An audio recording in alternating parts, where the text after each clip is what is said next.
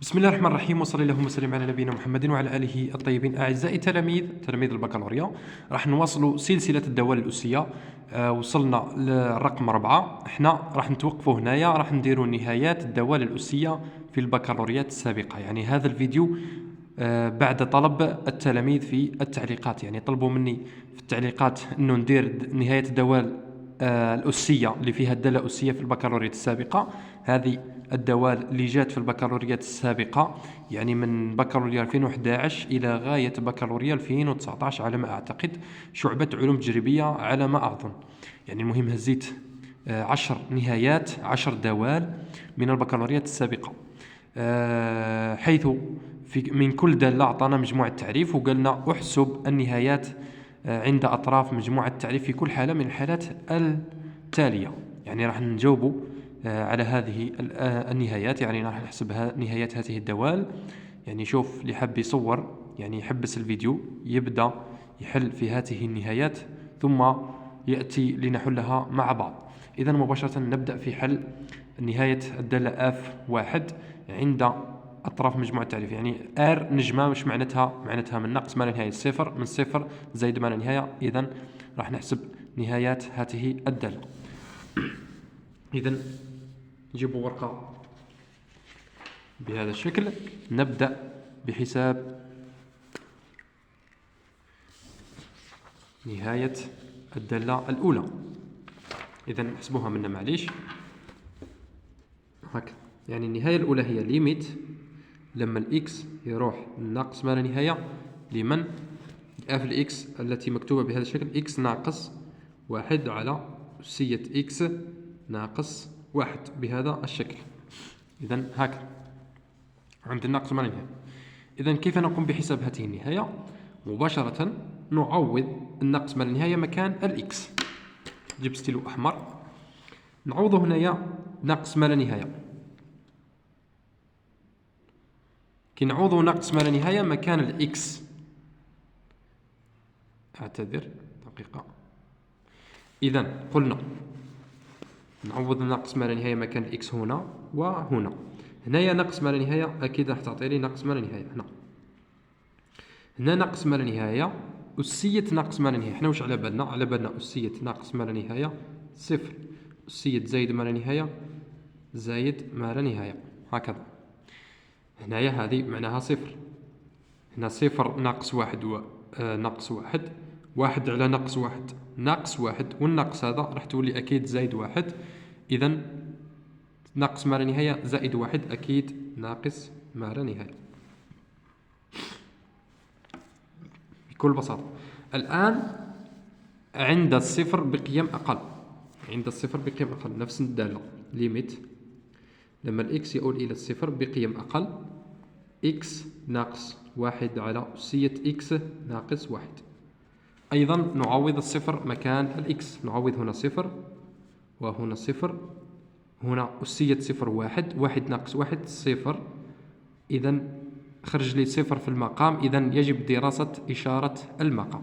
لدينا المقام مكتوب بهذا الشكل أسية إكس ناقص واحد. هنا قلنا تنعدم عند لما إكس يأخذ قيمة اللي هي صفر. إذن هذه العبارة تنعدم عند الصفر بهذا الشكل، تنعدم هنا أسية إكس ناقص واحد. إذن قبل الحل أكيد راح ندي إشارة هذا في هذا، معناه ألفا في أ، هنا زايد زايد، إذن هنا عكس الزايد اللي هي نقص، هنا زايد زايد معناه منا نفس. إذن قلنا هنا بقيم أقل بقيم أكبر. حنا رانا نحسبوا عند الصفر بقيم أقل، إذن راح يكون صفر سالب. إذن واحد على صفر سالب، إذن واحد على صفر سالب أكيد سالب. عندنا الناقص هذا ما نسوهش، معناه الناقص هذه تجي منا، عندنا الناقص والزايد ناقص ما لا نهاية، والناقص هذا أكيد راح تولي زايد ما لا نهاية. يعني هذه بالنقص هذه زايد ما لا نهاية، يعني صفر زايد ما لا نهاية أكيد راح تكون زايد ما لا نهاية. أتمنى أنكم فهمتوا واش درت هنا. هنا في المقام لقيت صفر، واحد على صفر ما لا نهاية، حوسوا على إشارة الما لا نهاية، قلنا ندرس إشارة الصفر نلقاو منها ناقص، يعني بقيم أقل ناقص. إذا الصفر يأخذ قيمة سالبة، إذا ناقص والناقص زايد، إذا صفر زائد ما لا نهاية زائد ما لا نهاية. النهاية عند الصفر بقيم أكبر، ليميت لما الإكس يروح للصفر بقيم أكبر، إكس ناقص واحد على أسية إكس ناقص واحد، يعني نفس الشيء راح تخرج لي هنايا صفر، وهذه راح تخرج لي صفر في المقام، والصفر هذا بقيم أكبر معناه موجب، معناه هنا موجب. الموجب في السالب ناقص ما لا نهاية، ناقص ما لا نهاية بكل بساطة. الآن النهاية عند الزايد ما لا نهاية، ليميت لما الإكس يروح للزايد ما لا نهاية، إكس ناقص واحد على أسية إكس ناقص واحد. نعوض زايد ما لا نهاية هنا زايد ما لا نهاية، وهنا أسية زايد ما لا نهاية قلنا زائد ما لا نهاية، والناقص واحد ما يأثرش، يعني هذه كامل راهي زايد ما لا نهاية. واحد على ما لا نهاية قلنا واحد على ما لا نهاية يساوي الصفر مباشرة، إذا هذه صفر، وهذه زايد ما لا نهاية معناه زايد ما لا نهاية، إذا تساوي زايد ما لا نهاية. هذا فيما يتعلق بالنهاية الأولى. ذكر نروحوا النهاية الثانية، نهاية رقم 2. مجموع التعريف هي R معناه من ناقص ما لا نهاية زائد ما لا نهاية، إذا راح نحسب عند الناقص ما لا نهاية وعند الزايد ما لا نهاية. ليميت لما الإكس يروح عند الناقص ما لا نهاية، الدالة هي أسية إكس ناقص أسية، هذه أسية وحدها وهذه إكس وحدها، معناها أسية في إكس. أسية هو عدد حقيقي ناقص واحد، إذا هنا نعوض مباشرة. أسية ناقص إكس هذه صفر، وهذه ناقص إكس ناقص ما لا نهاية، والناقص هذا تاع القانون معناه هذه كامل زايد ما لا نهاية، هذه زايد ما لا نهاية، وهذه راهي صفر، معناه صفر زايد ما لا نهاية ناقص واحد أكيد زايد ما لا نهاية.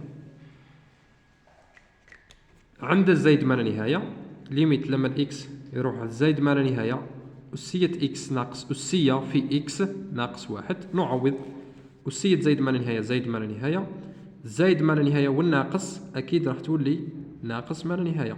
هنا زايد ما لا نهاية ناقص ما لا نهاية حالة عدم تعيين يجب إزالتها. هنا نلاحظ أنه عندنا إكس هنا معناه نستخرج إكس كعامل مشترك أو أسية إكس كعامل مشترك، نخرجوا إكس كعامل مشترك. ليميت لما إكس يؤول إلى زايد ما لا نهاية، أسية إكس كعامل مشترك، خرجوا أسية إكس كعامل مشترك، هنا يبقى لي واحد، هنا ناقص، هنا أسية راهي عدد ماهيش أسية إكس، راهي عدد، معناها أسية في إكس على أسية إكس ناقص، هنا كي نخرج أسية إكس معناه نقسم على أسية إكس بهذا الشكل. يعني يقول لي مثلا أستاذ وقتها نستعملوا أسية إكس وقتها نخرجوا أسية إكس ولا إكس، يعني كيفاه نعرف؟ هنا بسيطة للغاية، خرج أسية إكس، إذا تنحت لك حالة عدم تعيين راك صحيح، وقادر تخرج إكس أيضا تنحى لك حالة عدم تعيين، قادر تخرج مثلا إكس، إذا ما تنحتش حالة عدم تعيين جرب استخرج أسية إكس كعامل مشترك، يعني بدل. إذا خرجنا بهذا الشكل أسية إكس ولقينا ما زالت كانت كاينة، ما زال كاينة حالة عدم تعيين، واش ندير؟ نعاود نخرج إكس بكل بساطة. هنا نعوض، هذه زايد ما لا نهاية، قلنا إكس على أسية إكس، حنا واش عندنا أسية إكس على إكس، لما إكس يروح لزايد ما لا نهاية النهاية شهيرة تساوي زايد ما لا نهاية، وقلنا لما ندير المقلوب راح تساوي صفر، يعني لما تكون إكس على أسية إكس عند زايد ما لا نهاية أكيد راح تكون صفر. هاي لكم إكس على أسية إكس هذه صفر، هذا الأسية قلنا راه عدد ما يأثرش، يعني هذا أيضا راح معهم صفر، هذا كامل صفر. واحد على زايد ما لا نهاية صفر، هذه واحد في زايد ما لا نهاية زايد ما لا نهاية مباشرة. اللي يجرب إكس أيضا راح يلقاها زايد ما لا نهاية،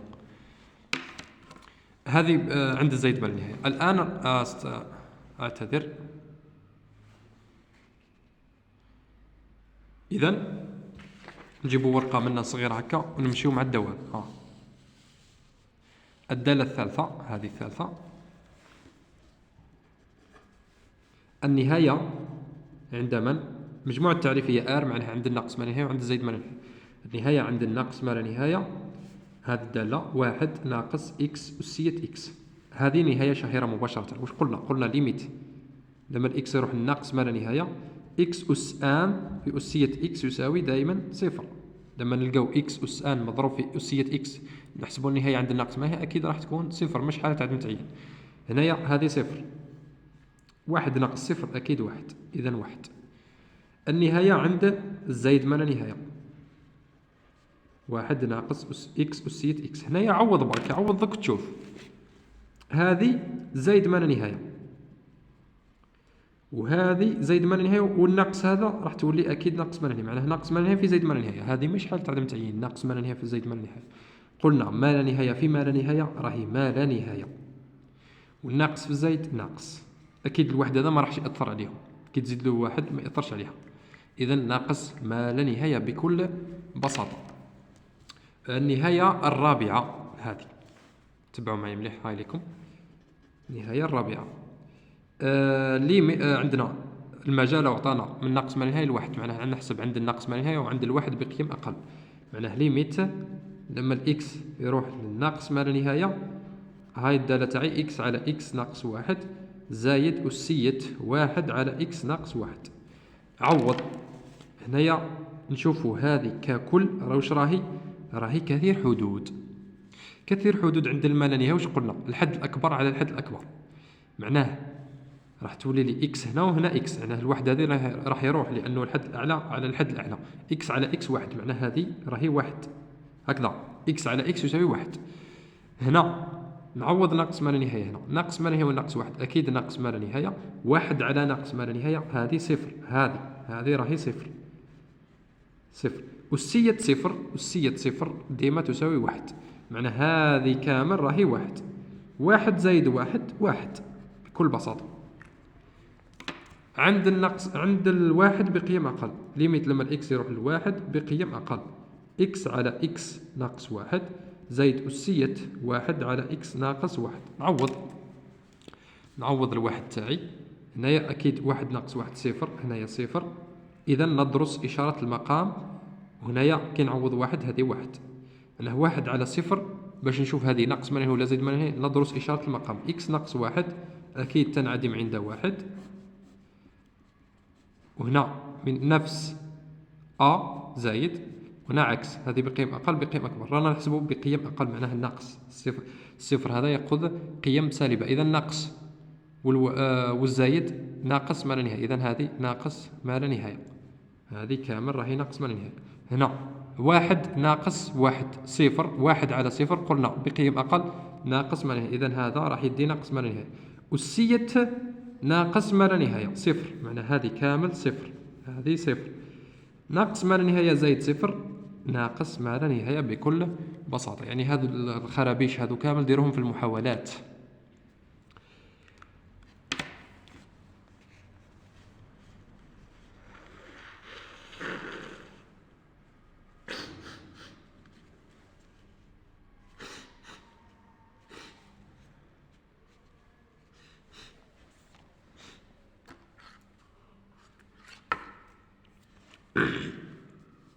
إذا نكمل الخمسة هذه، نكتب خمسة عفوا النهاية الخامسة، قلنا عند الناقص ما لا نهاية وعند زايد ما لا نهاية لأنه هذه الدالة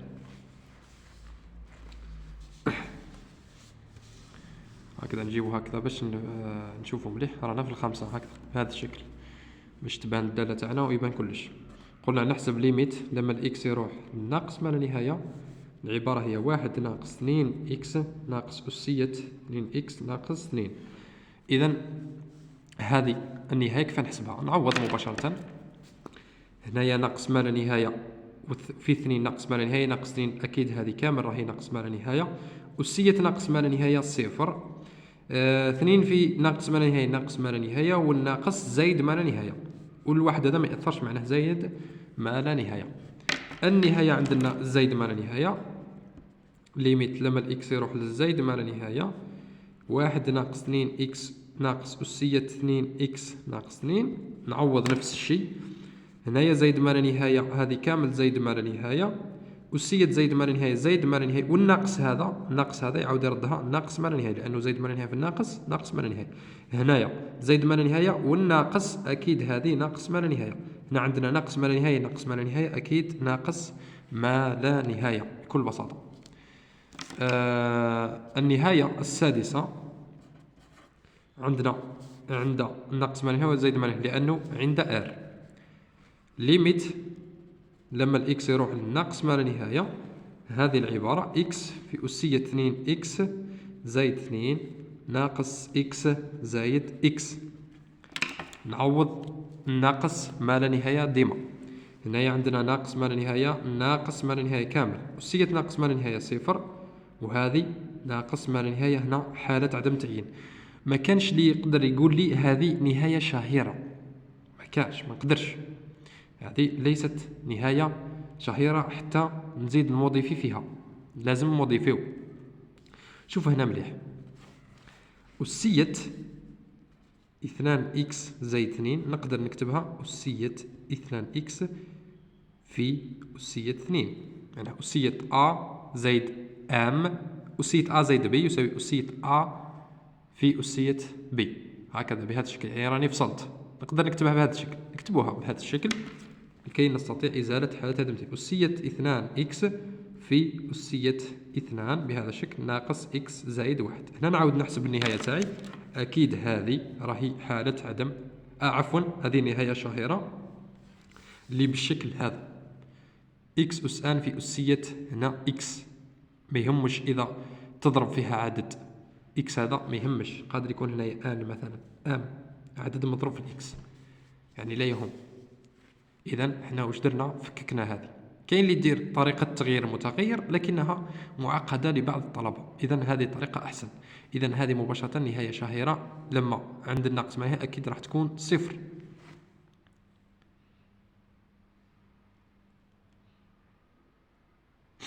أكيد هذه صفر. هنايا هذا عدد نعتبره عدد في الصفر، أكيد راح يروح معهم، هذه صفر أيضا. هنا الناقص ما لا نهاية والناقص أكيد راح تولي زائد ما لا نهاية، زائد واحد ما يأثرش، إذا هذه تساوي زائد ما لا نهاية بكل بساطة، زائد ما لا نهاية. النهاية السابعة، النهاية السابعة هذه نهاية 7 عند الناقص ما لا نهاية. النهاية السادسة ما كملناش عند زائد ما لا نهاية، أعتذر.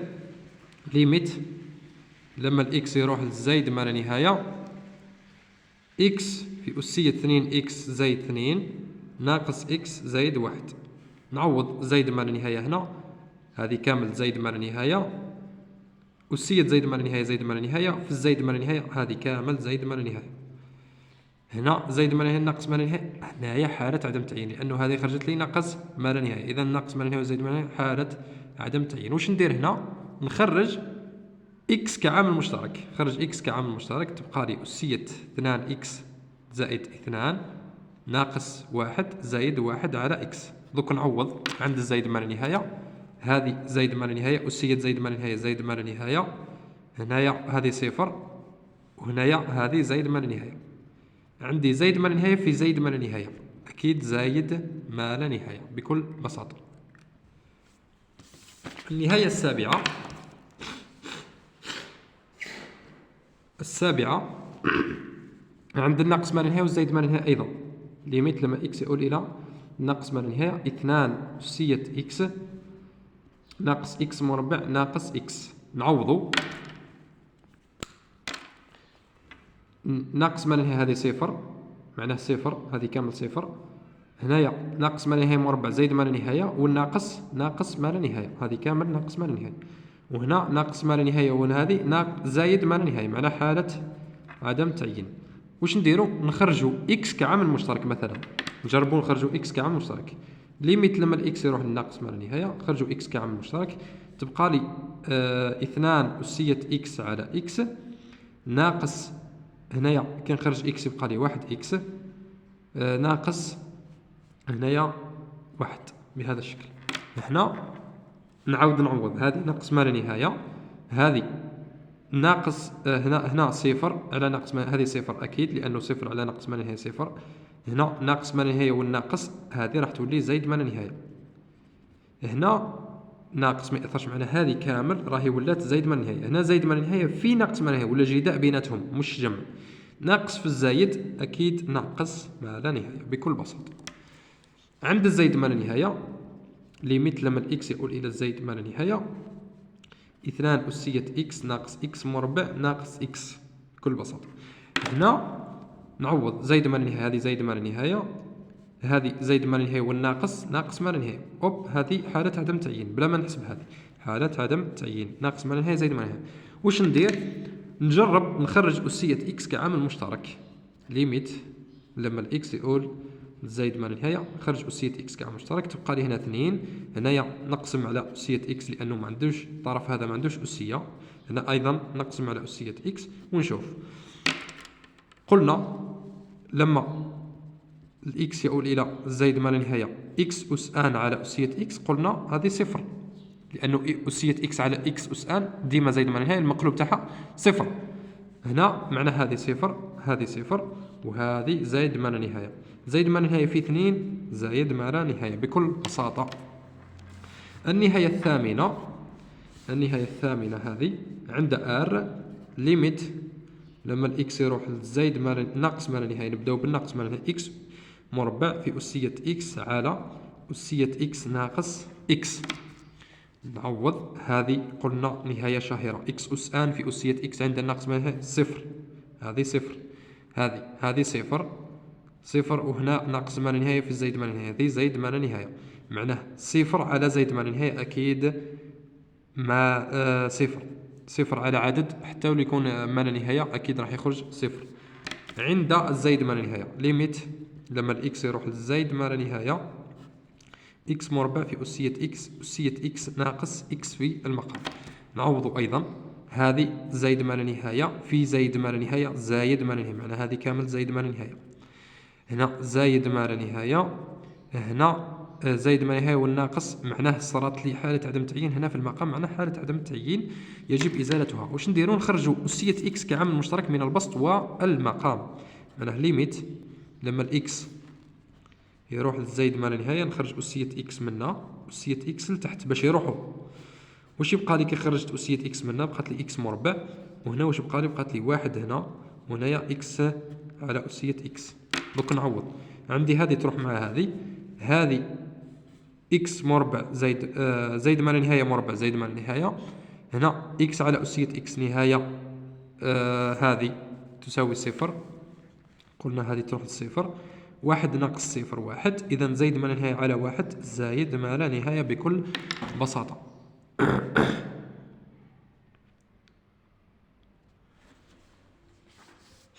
المثال التاسع، المثال 9، عندي النهاية 9 عند الدالة تؤول إلى الما لا نهاية لما إكس ينتمي إلى ما لا نهاية، معناها مجموعة التعريف هي ما لا نهاية. معناها نحسب ليميت لما الإكس يروح للناقص ما لا نهاية 2 زائد إكس ناقص واحد في أسية ناقص إكس. نعوض، ناقص ما لا نهاية ناقص واحد ناقص ما لا نهاية، هذه أسية هنايا ناقص ما لا نهاية والناقص هذا زائد ما لا نهاية، معناه أسية زائد ما لا نهاية زائد ما لا نهاية، ناقص في الزايد زايد ما لا نهاية ناقص ما لا نهاية، ناقص في الزايد ناقص ما لا نهاية بكل بساطة. عند الزايد ما لا نهاية ليميت لما الإكس يؤول إلى زايد ما لا نهاية 2 زايد إكس ناقص واحد في أسية ناقص إكس بكل بساطة. نعوض، زايد ما لا نهاية والناقص ناقص ما لا نهاية، أسية ناقص ما لا نهاية صفر، هنايا زايد ما لا نهاية راح تخرج لي زايد ما لا نهاية في صفر حالة عدم تعيين. كيف نقوم بإزالة حالة عدم تعيين هذه؟ شوف، عندنا أسية ناقص إكس نقدر نكتبها في المقام أسية إكس، نقدر نديها المقام نكتبها أسية إكس، لأنه أصلا أسية ناقص إكس تساوي واحد على أسية إكس. هنا نعاود نكتبها بهذا الشكل، زايد ما لا نهاية 2 زايد إكس ناقص واحد على أسية إكس. هنا هذا الكسر نخليه وحده، وهذا ندير ناقص هنا ونكتب واحد على أسية إكس وحده، يعني شغل الكسر فصلته. هنا نجي نعوض زايد ما لا نهاية، أكيد هذه قلنا عليها صفر، إكس على أسية إكس عند زايد ما لا نهاية صفر، هذه واحد على زايد ما لا نهاية أكيد صفر، يبقى لي 2 بكل بساطة، يعني سهلة جدا بكل بساطة. الآن النهاية العاشرة الأخيرة اللي هي هذه عند الناقص ما لا نهاية والزايد ما لا نهاية. ليميت لما الإكس يروح ناقص ما لا نهاية أسية إكس ناقص 1/2 أسية، هذه أسية إكس مربع. أسية هذا معناه عدد حقيقي. الآن نحسب النهاية، نعوض. هنا أسية ناقص ما لا نهاية هذه أكيد صفر، هذه ناقص ما لا نهاية مربع، هذه زايد ما لا نهاية، والناقص هذا يعني هذا عدد حقيقي كامل، والناقص هذا أكيد راح تولي زايد ما عفوا هذه شحال لقيناها زايد ما لا نهاية، والناقص راح تولي ناقص ما لا نهاية. ناقص ما لا نهاية شوف صفر ناقص ما لا نهاية، ماشي فيا صفر ناقص معناها ناقص ما لا نهاية، ما يأثرش عليها الصفر هذا بكل بساطة. الآن عند الزايد ما لا نهاية ليميت لما الإكس يروح للزايد ما لا نهاية أسية إكس ناقص 1/2 أسية إكس مربع. نعوض الزايد ما لا نهاية، هنا نلقى زايد ما لا نهاية، وهنايا نلقى زايد ما لا نهاية.